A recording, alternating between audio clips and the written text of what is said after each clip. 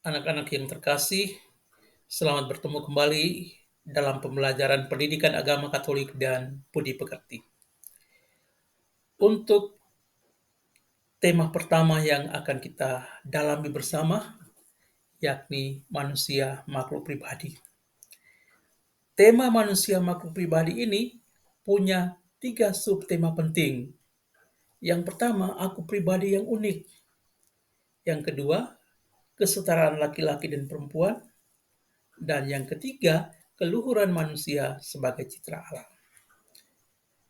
Kesempatan hari ini kita akan melihat aku pribadi yang unik. Subtema aku pribadi yang unik ini mau mengajak kita sekalian atau dengan mempelajari subtema ini, tujuan yang mau kita capai adalah agar kita mampu memahami diri sebagai makhluk pribadi yang unik dengan segala kemampuan dan keterbatasan. Dan kalau kita sudah mampu memahami diri, tahu kemampuan dan keterbatasan kita, maka tujuan yang berikut adalah kita bisa menerima diri apa adanya. Dan dengan demikian kita mampu bersyukur kepada Tuhan atas keberadaan diri kita yang unik. Sebelum kita mendalami lebih jauh subtema ini, saya mengajukan beberapa pertanyaan untuk kita renungkan. Pertama, apa yang membuat kamu merasa istimewa atau unik dibandingkan dengan teman-temanmu? Apa keunikan-keunikan kamu itu? Yang kedua, apa saja kemampuan yang kamu miliki dan itu menjadi kebanggaan kamu?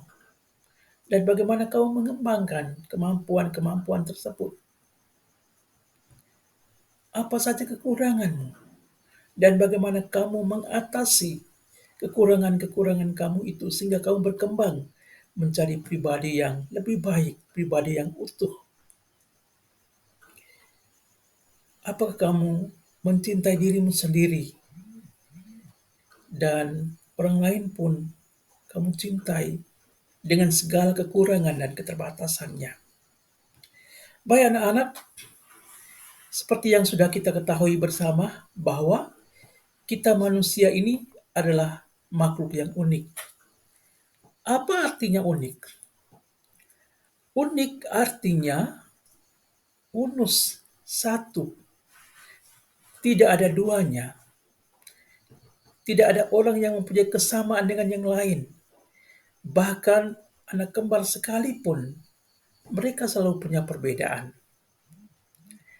Keunikan-keunikan yang kita miliki dapat kita amati dari hal-hal fisik, dari hal-hal psikis, dari bakat, kemampuan, serta pengalaman-pengalaman yang kita miliki.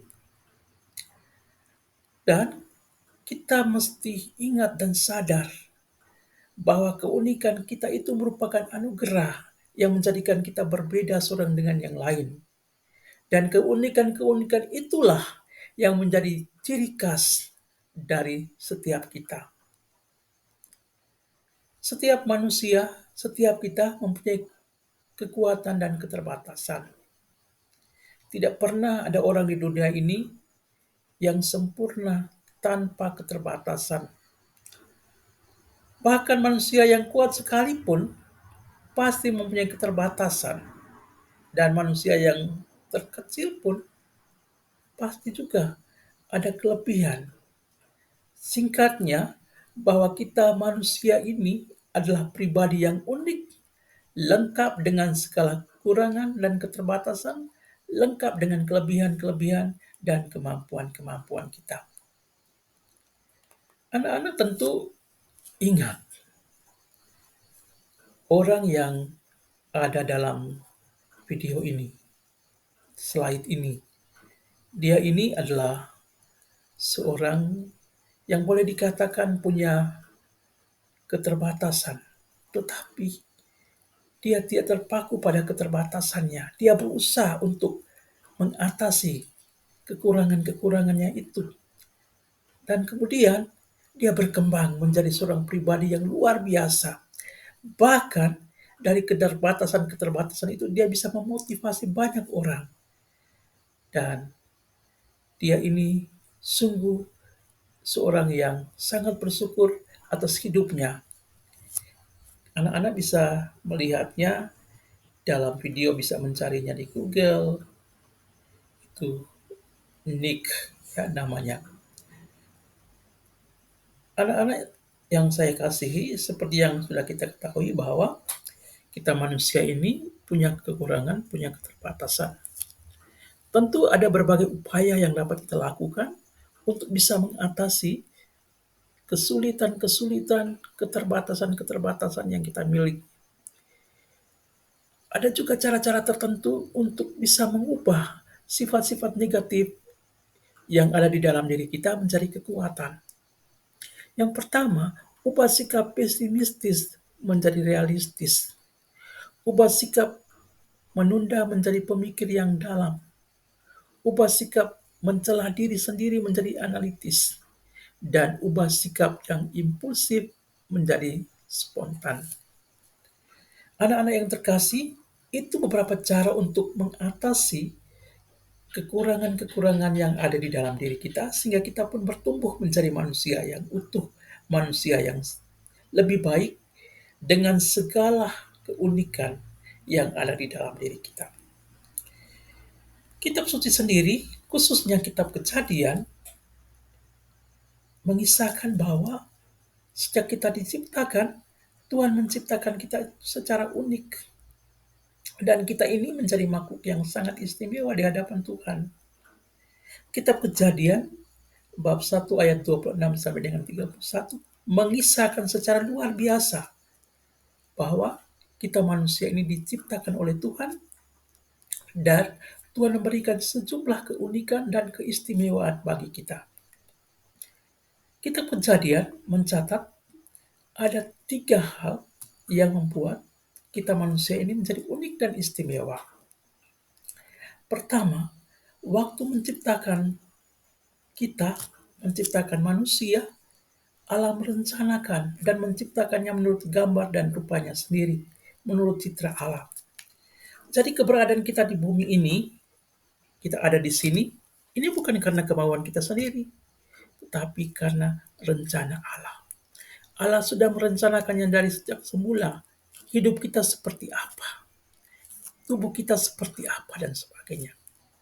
Yang kedua, Allah menjadikan manusia berkuasa atas buatan tangannya, dan segala-galanya diletakkan di bawah kaki manusia. Allah memberi kita kuasa untuk memelihara, untuk menjaga, dan dengan demikian kita menjadi partner Allah. Itu juga merupakan salah satu keunikan dari kita manusia, yang juga adalah keistimewaan kita. Yang ketiga, waktu menciptakan manusia, Allah seolah-olah perlu bekerja secara khusus. Tuhan menjadikan kita, membentuk kita dari tanah, kemudian menghembuskan nafas hidup ke dalam hidung kita, hidung manusia. Kalau kita baca dalam kitab Kejadian, saat Allah menciptakan makhluk-makhluk yang lain, Allah hanya bersabda, Allah hanya berfirman. Tetapi saat Dia menciptakan manusia, menciptakan kita, Allah bekerja, membentuk kita manusia dari debu tanah, kemudian Allah menghembusi nafas hidup ke dalam hidung kita. Dengan demikian kita menjadi makhluk yang hidup. Dan di dalam diri kita itu ada unsur ilahi. Luar biasa. Karena itu kita manusia itu istimewa. Itulah 3 alasan mengapa kita manusia disebut sebagai makhluk yang istimewa dan makhluk yang unik. Anak-anak yang saya kasihi, Allah menciptakan kita secara istimewa dengan anugerah yang luar biasa. Maka sudah sepantasnya kita bersyukur kepada Allah dengan cara mengembangkan dan mengolah segala kekuatan dan keterbatasan kita dengan sebaik-baiknya. Setiap kita mempunyai kemampuan dan bakat-bakat dalam ukuran tertentu. Kemampuan dan bakat yang dimiliki itu seharusnya dikembangkan dan digunakan. untuk mengembangkan diri kita, untuk bekerja sama dengan Allah karena kita menjadi partner Allah, dan juga untuk menolong sesama kita. Sebagai seorang pribadi, kita harus menyadari, mengerti dan menerima diri apa adanya, lengkap dengan segala kekurangan dan keterbatasan kita. Baik anak-anak yang terkasih, sebagai penutup dari pembelajaran kita ini, ada 3 pertanyaan yang menjadi refleksi kita untuk kita renungkan, dan itu coba kita tuangkan dalam bentuk simbol, dalam bentuk refleksi, dalam bentuk puisi, dan sebagainya. Yang pertama, bagaimana perasaan anak-anak sekalian ketika mendengar bahwa kita manusia ini diciptakan secara unik, lengkap dengan segala kekurangan dan keterbatasan kita. Lalu yang kedua, bagaimana pelajaran yang kita dapat hari ini membantu kita untuk lebih mengenal Tuhan yang Maha Kasih, dan lebih-lebih lagi kita mengenal diri kita, pribadi kita, lengkap dengan segala kekurangan dan keterbatasan kita. Baik anak-anak yang saya kasihi, demikian pembelajaran kita hari ini. Manusia makhluk yang unik sekaligus istimewa. Banggalah pada dirimu sendiri bahwa kamu diciptakan oleh Tuhan dengan segala kelebihan, segala kemampuan yang ada di dalam dirimu, dan berusaha untuk mengembangkan kemampuan-kemampuan itu menjadi lebih baik.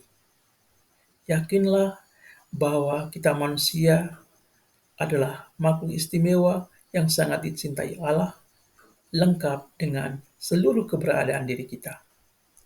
Akhirnya, anak-anak yang terkasih, banggalah pada dirimu sendiri, berusaha untuk berkembang dan menjadi lebih baik di hari-hari yang akan datang. Sampai kita bertemu di pembelajaran berikutnya. Terima kasih.